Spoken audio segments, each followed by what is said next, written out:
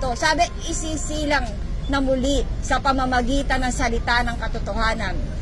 Ipinanganak muli sa pamamagitan ng paglilinis at pagbabagong likha ng banal na Espiritu.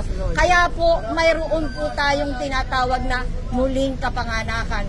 Sabi po ng aklat ng Korinto, Ikalawang Korinto chapter 5 verse 17, the old has gone, the new has come. Kaya po, meron po tayong tinatawag na pagbabago. Hindi mo kayang baguhin ang sarili mo.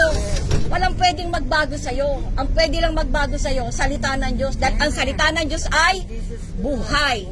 May buhay po ang salita ng Diyos. Humihinga yan, tumitibo. Kaya yung patay na espiritu ng tao, nabubuhay yan. Ngayon, paano mo makakamit ang buhay ng banal na espiritu? Sabi po ng Panginoong Jesus, kayo, bagamat kayo masasama, marunong kayong magbigay ng mabuting bagay sa inyong mga anak, gaano pa ang inyong amang nasa langit ang magbibigay ng kanyang banal na espiritu sa mga humihingi nito sa kanya. Kaya po, napakahalaga, ikaw mismo sa sarili mo ang magbibigay ng paanyaya sa banal na espiritu, sa bisa ng panalangin, upang siya ay makapasok dyan sa kaloob-looban ng buhay mo, dahil siya lamang po ang maaaring magligtas sa iyo. Ganito po yan, may bahay ka. Halimbawa, si Mark may bahay. Pero hindi naman si Mark yung mismong bahay. Si Mark nakatira lang doon sa loob ng bahay. Yan po yung kalagayan ng tao. Isa kang tao, hindi ikaw yan. Kung ang pangalan mo Mark, si Mark nakatira sa loob ng katawan na yan, bahay mo lang yung katawan na yan.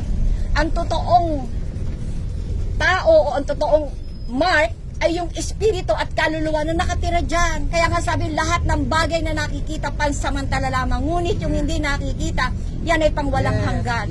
Ang espiritu at kaluluwa, hindi po natin yan nakikita.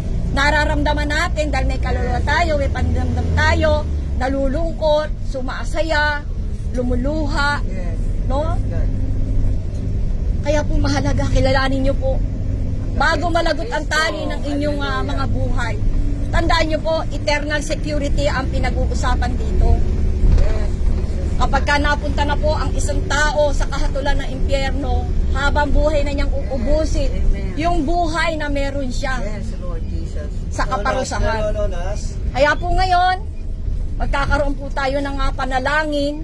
Kung nais mo po sumunod sa panalangin na igagabay ko sa iyo, at si Kristo Jesus makapasok dyan sa kaloob-looban ng buhay mo, ay imbitahan mo ang banal na espiritu na ipinadala niya rito nung siya ay umakyat sa langit. Ikaw po ang magpapapasok, hindi po ako. Gagabayan lang po kita. Kaya sa isang simpleng panalangin po, sumunod ka po sa akin. Ang Diyos po ang nakakakita sa iyo, hindi po kita nakikita. Hindi po ito pilitan. Hindi po ito bagay na dapat mong baliwalain. Sabi nga ng Panginoong Diyos, kung ikahiya mo siya dito sa lupa, ikakahiya ka rin niya sa langit kung sakaling makapasok ka ron. Kaya ngayon po, manalangin tayo. Sumunod ka po. Amang banal, dakilang Diyos, sa ngalan ni Kristo Jesus, mahabag ka sa akin. Patawarin mo po ako sa lahat ng kasalanan na nagawa ko laban sa iyo, laban sa aking kapwa, laban sa aking mga pamilya, mga mahal sa buhay, mga kamag-anak, kaibigan, kapitbahay, at lahat ng taong nasaktan ko. Patawarin mo po ako. Pagpalain mo po ako. Hugasan, linisin ang aking karumihan sa bisa ng iyong banal na dugo na nabuhos sa krus ng Kalbaryo. Tulungan mo po ako na mabuhay ng may banal na takot sa iyo. Pagpalain mo po ako. Gabayan, samahan, turuan.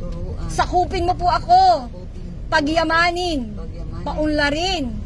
Pagkalooban mo po ako ng iyong kaligtasan.